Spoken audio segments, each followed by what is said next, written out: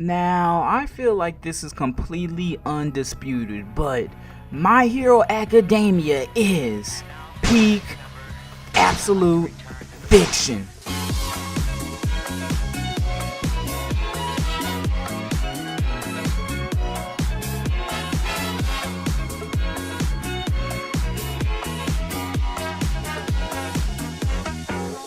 Now, good morning, pizza people, and I'm honestly gonna say it now, right? I feel like this episode of Peak Fiction will probably be the episode of Peak Fiction that I catch the absolute most slack for, because honestly, if you guys couldn't tell, right, with how much My Hero Academia content I make, I probably am gonna be hella biased when it comes to how I feel about My Hero Academia being peak fiction, but honestly, you guys just have to sit back and relax and give me a second to explain, because My Hero Academia is not only the new face of shonen, but honestly one of the greatest series to come out of shonen in the last 20 years, and I will debate that fact in the comment section below if you pizza people do not believe me.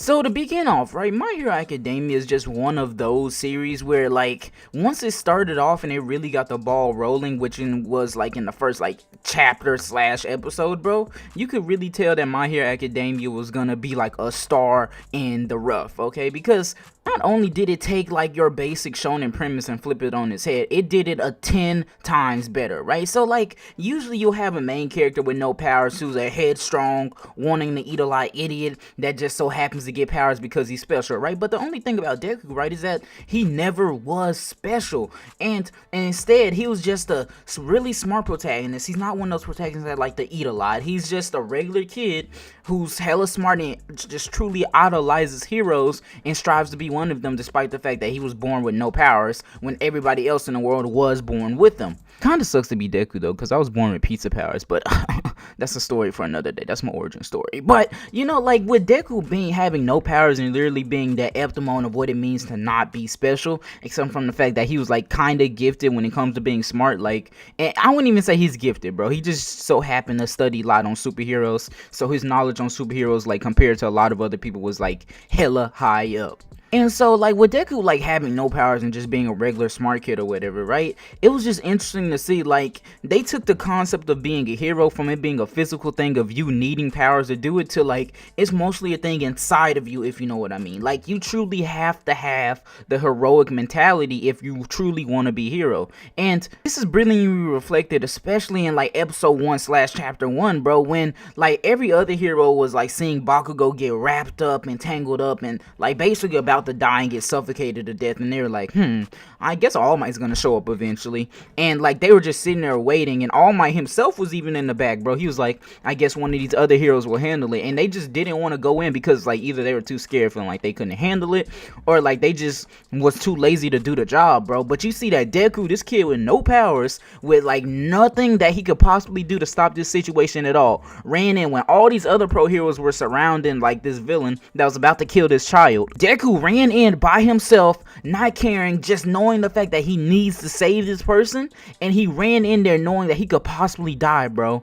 And that's, like, the true heroic mentality that Deku displayed, bro.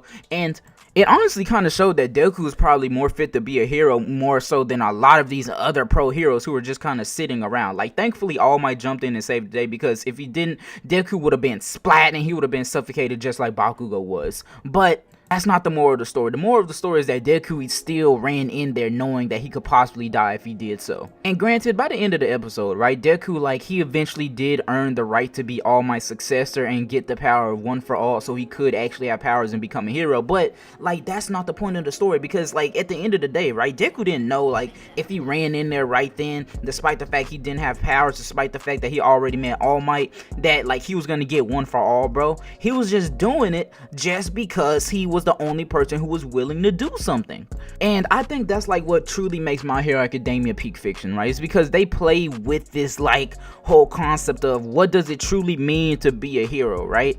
And they even explore it in different ways where you can see this, like how that theme of what it truly means to be a hero is, like, shown through different characters within the series, right? Like, Deku's whole thing of being a hero is like, if you're the only one that can do something, if you can physically do something, if you can do anything at all, then when you need to do it, right? And that's how it feels for Deku to be a hero, right? For Bakugo, right? It's like, oh, a hero, he has to win. A hero has to be on top. A hero has to be number one.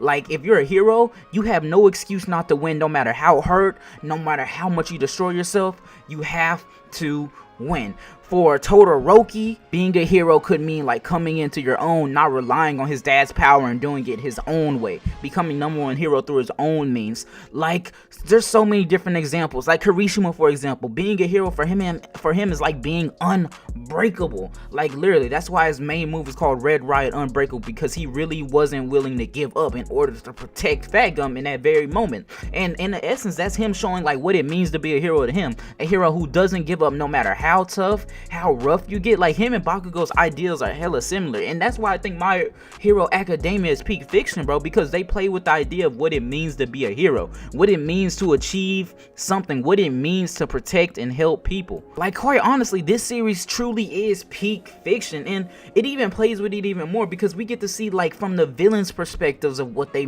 feel it means to be a hero, right? Because I feel like villains are basically people that don't, like, especially in My Hero Academia, villains are the people who don't understand the concept of being a hero. They don't understand that even though some people are doing it out of greed, right? Not every hero is like that. Some heroes are truly doing it out of the good for their heart. And I think the only person, like the only villain that truly understands that concept in the whole story of My Hero Academia is Stain. That's why he's not like a big threat. He's a villain that truly just wants to see a world full of true heroes, not heroes who's doing it out of greed, right? And I feel like villains, the way that they see what it means to be a hero, they see a lot of them, they see it as, oh, they're selfish human beings, they're selfish people that just truly want to protect themselves, and they only care about themselves. They're only doing it to gain fame and notoriety, right? And I think that's where like the true like dynamic of the heroes and villains comes from in My Hero Academia, bro, because instead of like just making the villains out to be some bad guy with selfish motivations, they're truly people that were like truly tossed out and thrown aside by, like,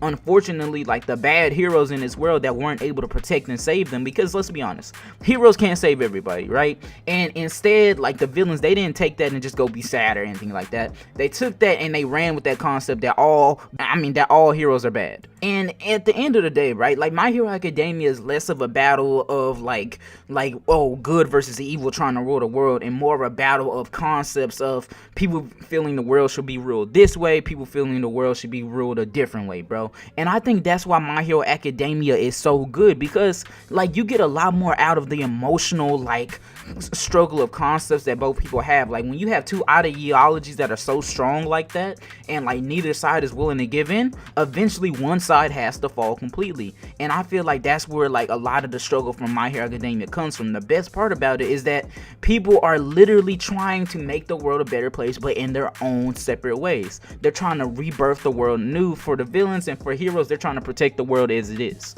And just seeing those two ideologies constantly struggle throughout the story, and we're getting it like represented in different ways, and seeing that everybody has different concepts of what they feel like a hero is at the end of the day, I think that's what makes My Hero Academia so good. But pizza people, I honestly feel like I talked enough. I'm not gonna lie. I really just had to get that out of there, because like I feel like y'all knew this was coming, especially with me doing this peak fiction series like week by week, that it was about time that I made a video talking about why I think My Hero Academia is peak fiction. Okay, like I could go on and talk about this all day, every day. I might do it in a stream one day, who knows? But all you pizza people need to know is that I truly feel and I truly know that My Hero Academia is peak fiction. Now, if you like, comment, and subscribe, I probably will make a lot more videos, and I will get faster, and like maybe the videos will go up in quality as I grow bigger, get more equipment. But if you guys did enjoy, like, comment, and subscribe. My name is Tine Pizza, and I will see you pizza people on the other side of the slice. We move.